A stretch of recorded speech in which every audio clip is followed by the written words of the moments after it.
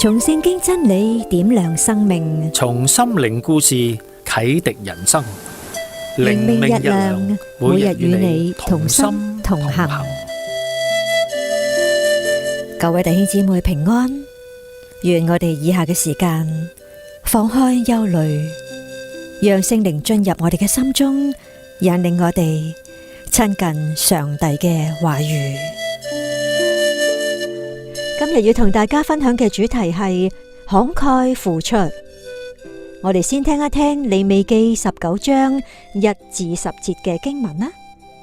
第一節，耶和華對摩西說：你曉諭以色列全會眾說，你們要聖潔，因為我耶和華你們的上帝是聖潔的。你們各人都當孝敬父母，也要守我的安息日。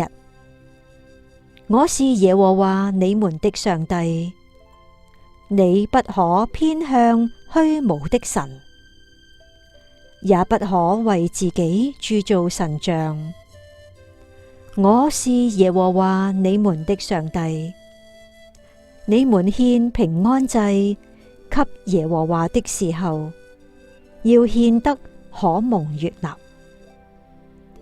這祭物要在獻的那一天和第二天吃，若有剩到第三天的，就必用火焚燒。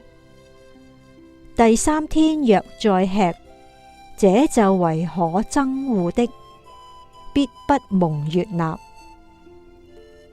凡吃的人必擔當他的罪孽，因為他褻瀆了耶和華的聖物，那人必從民中剪除。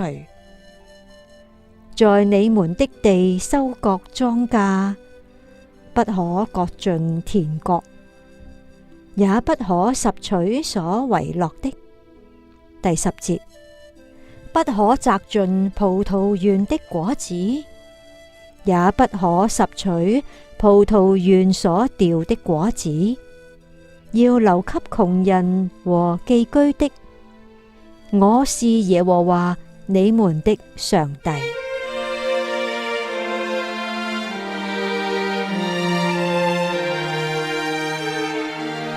喺我舅公嘅追思禮上，有一道含有烤牛肉、粟米同豆嘅菜肴，為的是紀念佢同佢太太多年嚟持守嘅款待之道。喺每個星期日早上，佢哋都會將一大塊烤肉同蔬菜放喺慢燉嘅鍋裏面，然之後再返教會。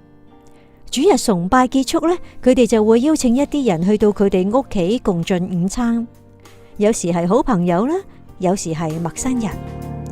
無論邊個嚟都好，佢哋都會確保家裏邊有足夠嘅食物，並且預留主日下午嗰段時間款待客人。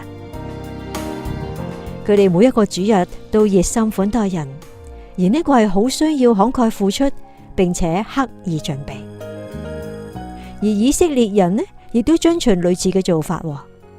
喺剛才讀到嘅利未記19章第10節就描述，上帝透過摩西吩咐佢哋留下部分收成俾窮人同寄居嘅，而喺收割嘅季節裏面，佢哋就唔可以割盡田角，亦都唔可以拾取跌咗落嚟嘅莊稼，更加唔可以摘盡葡萄園嘅果子，因為藉住呢啲充滿恩典嘅方式，就可以讓嗰啲冇土地嘅人仍然能夠透過勞作嚟收集食物。對於上帝嘅子民嚟講，儘管係一時興起嘅善舉，但係亦都係一種美好嘅祝福。同時，咁樣嘅慷慨付出並唔係偶爾為之，而係年復一年持續嘅生活方式。其實我哋有好多嘅機會能夠款待我哋周圍嘅人嚟展現耶穌嘅愛。有時呢，可能我哋無法事先準備，不過有時呢，就卻能夠刻意準備。願我哋喺上帝嘅幫助底下，想一想今日可以點樣善待他人呢？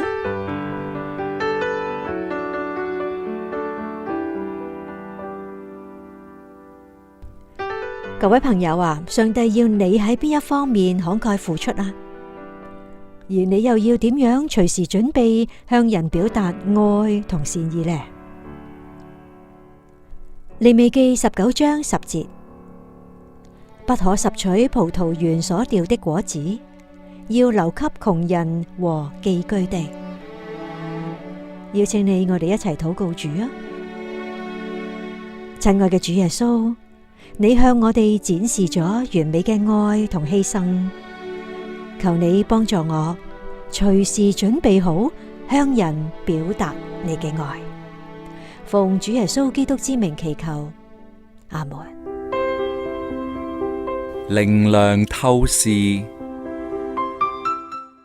上帝應許會豐盛地供應佢子民所需嘅食物，因此為咗讓以色列民紀念佢哋喺埃及為奴嘅經歷，上帝就頒布律法，命令佢哋要救濟窮人同有需要嘅人。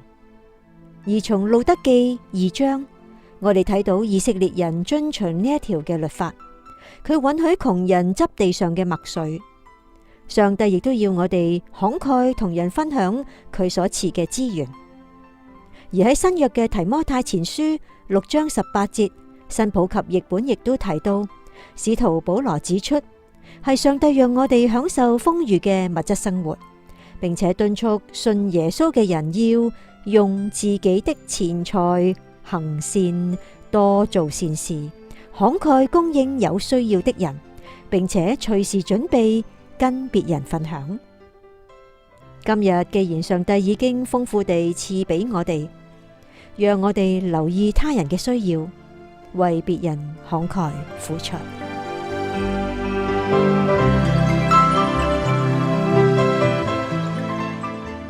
求聖靈幫助我哋好好活好今天，繼續靠主前行。如果你對今日嘅內容有所共鳴，邀請你可以轉載同其他人分享，又或者可以下載靈命日糧嘅手機應用程式，繼續收聽其他嘅屬靈材料。甚或你都可以留言同我哋分享，彼此代禱。願上帝賜福於你。